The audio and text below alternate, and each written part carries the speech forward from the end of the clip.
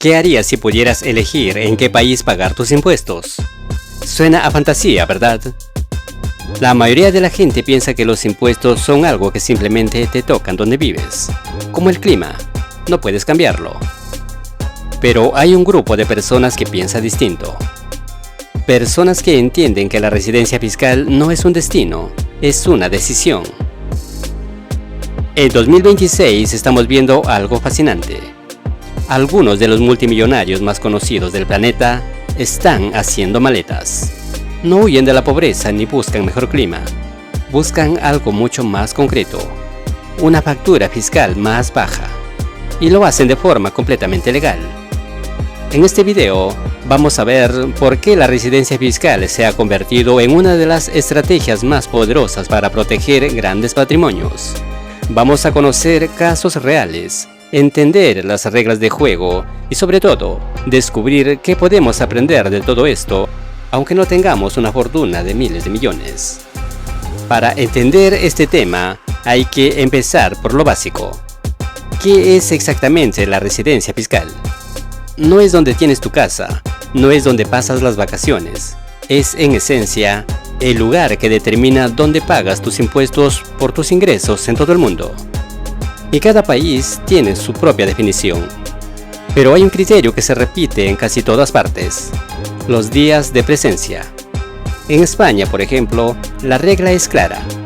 Si pasas más de 183 días al año en territorio español, eres residente fiscal. Da igual que tu corazón esté en otro lado, da igual que tus negocios estén en otro país. Si el contador de días pasa de 183, Hacienda te considera de los suyos. Pero ojo, porque no es solo cuestión de días, también importa dónde está el centro de tus intereses económicos. Si tu negocio, tus inversiones o tu familia están en España, aunque viajes mucho, Hacienda puede presumir que sigues siendo residente. Y aquí viene lo interesante. La carga de la prueba la tienes tú. Si quieres demostrar que ya no eres residente fiscal de un país, tú tienes que aportar las pruebas. Y no vale con decir es que vivo en otro lado. Hay que demostrarlo. Por eso, los patrimonios grandes no dejan este tema al azar. Lo planifican con años de antelación. Hablemos de un caso que está dando la vuelta al mundo en estos mismos momentos. California, el estado dorado, cuna de Silicon Valley, hogar de algunas de las mayores fortunas tecnológicas del planeta. Pues bien, en 2026, California está viviendo algo que los americanos llaman Wealth Exodus, un éxodo de ricos. El detonante, una iniciativa que propone imponer un impuesto único del 5% a las fortunas superiores a $1.000 millones, aunque todavía debe aprobarse en referéndum. Ahora fíjate en lo que ha pasado. Jeff Bezos, el fundador de Amazon, ya consolidó su traslado a Florida hace tiempo. Pero la lista no para de crecer. Larry Page y Sergey Brin, los cofundadores de Google, han empezado a mover activos y a adquirir propiedades en Miami. Mark Zuckerberg, el fundador de Facebook, compró una mansión en Indian Creek, una isla privada conocido como el búnker de los multimillonarios. Y ojo, que no son solo los fundadores. Ken Griffin, del fondo Citadel, también ha movido su residencia y su negocio a Florida. ¿Y por qué Florida? Sencillo.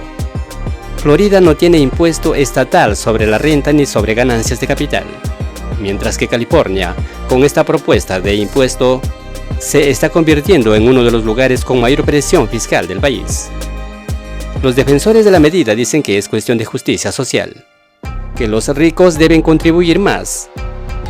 Pero los críticos advierten, cuando pones un impuesto así sobre una base móvil, el capital se mueve.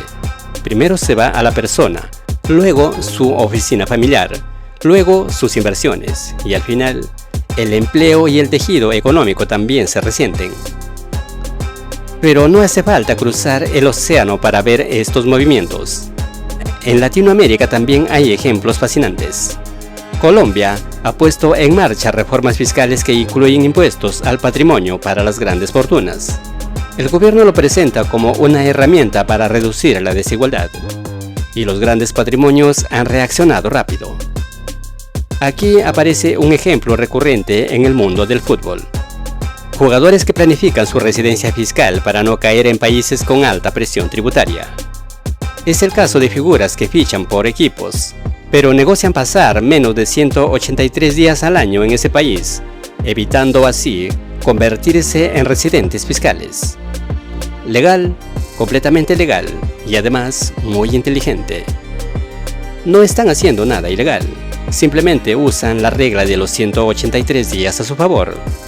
Viven donde les interesa, juegan donde les pagan, pero su residencia fiscal está en otro lugar. Esto no es para cualquiera. Requiere planificación, requiere asesoramiento y requiere, sobre todo, cumplir las reglas al pie de la letra. Pero el principio es el mismo que usan los multimillonarios de Silicon Valley. Si no quieres pagar los impuestos de un lugar, no seas residente fiscal de ese lugar. Ahora bien, no vale con comprar un billete de avión y decir, ya no vivo aquí. Hacienda no es tonta, y en los últimos años, las autoridades fiscales de todo el mundo han afinado sus mecanismos de control. En España, por ejemplo, la agencia tributaria tiene un sistema bastante perfeccionado.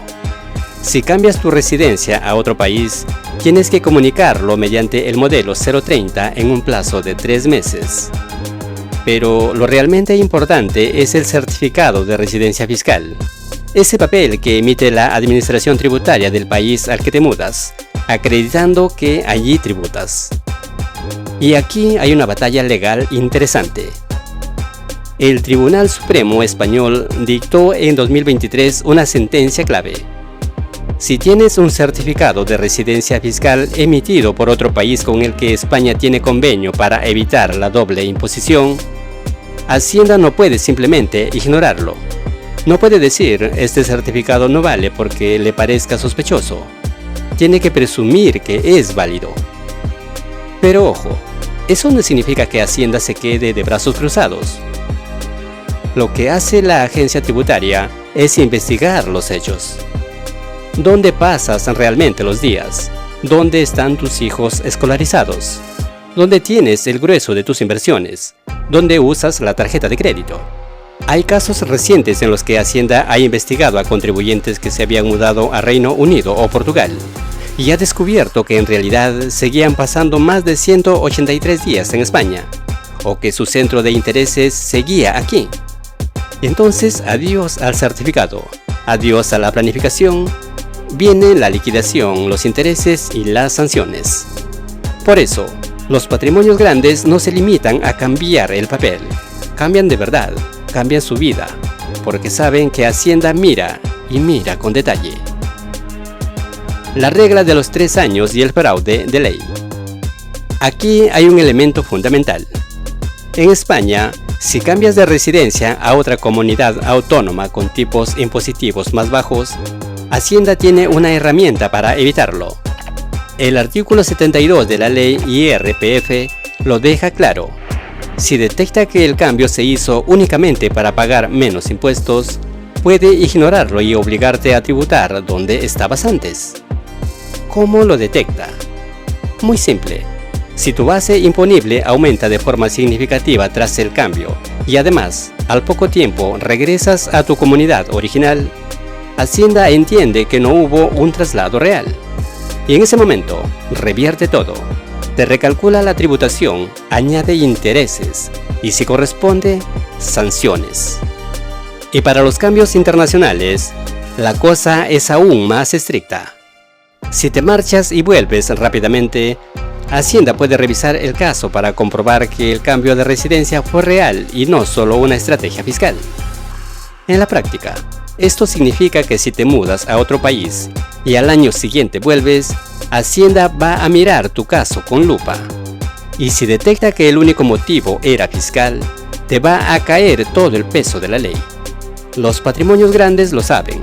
Por eso, cuando toman la decisión de irse, lo hacen en serio. No es mudanza temporal, es un cambio de vida, y a menudo, un cambio de vida definitivo. Lo que podemos aprender de esto. Después de ver todo esto, es fácil pensar, Bueno, esto es para millonarios, yo no tengo 1.000 millones, ni pienso mudarme a Florida. Y es cierto, la mayoría no vamos a cambiar de país por motivos fiscales. Pero hay lecciones que sirven para cualquiera. Primera, entiende que la residencia fiscal importa. Si alguna vez te planteas trabajar en el extranjero o vivir temporadas largas fuera, infórmate. No dejes pasar los plazos. No asumas que, total, nadie se va a enterar. Hacienda tiene datos de vuelos, de tarjetas, de consumos. Sabe más de lo que crees. Segunda, si tienes ingresos o inversiones, conoce las reglas de tu país. En España, por ejemplo, hay obligaciones de declarar bienes en el extranjero si superan los 50.000 euros. Y no hacerlo puede traer multas importantes. Tercera, planifica. El mejor momento para pensar en tu situación fiscal no es cuando Hacienda llama a la puerta, es antes, con tiempo, con asesoramiento si hace falta. Cuarta, no te dejes llevar por mitos. Cambiar la residencia fiscal no es fácil. No basta comprar una casa en otro lado y pasar allí 184 días. Hay que demostrar que realmente vives allí, que tu vida está allí, que tu centro de intereses está allí. Y eso, para la mayoría de la gente, es mucho más complicado de lo que parece. Y así llegamos al final con una reflexión que va más allá de los impuestos. Lo que estamos viendo con el éxodo de California, con los ejemplos de planificación fiscal de futbolistas, con las mudanzas estratégicas de los multimillonarios, nos habla de algo más profundo. Nos habla de que el capital es cada vez más móvil. Y cuando el capital puede moverse, los gobiernos compiten por él. Unos ofrecen infraestructura, otros ofrecen talento, otros ofrecen calidad de vida y otros simplemente ofrecen impuestos más bajos. Esa competencia tiene cosas buenas y cosas malas. Lo bueno es que pone un límite a la voracidad fiscal. Lo malo es que puede generar una carrera a la baja, donde los que pierden siempre son los mismos, los que no pueden moverse. Porque tú y yo, la mayoría de la gente, no podemos cambiar de país por una factura fiscal. Nuestra vida está aquí, nuestro trabajo, nuestra familia, nuestras raíces. Por eso es importante entender estas estrategias, no para imitarlas ciegamente, sino para saber cómo funciona el mundo real, para no creer que todo es blanco o negro, para saber que cuando un político promete subir los impuestos a los ricos, la respuesta de los ricos no siempre es quedarse y pagar. A veces, la respuesta es hacer las maletas. Y esa es una variable que cualquier gobierno sensato debería tener en cuenta antes de elevar demasiado la presión tributaria. La residencia fiscal es uno de esos temas que parecen de expertos, pero que en realidad afectan a decisiones muy básicas.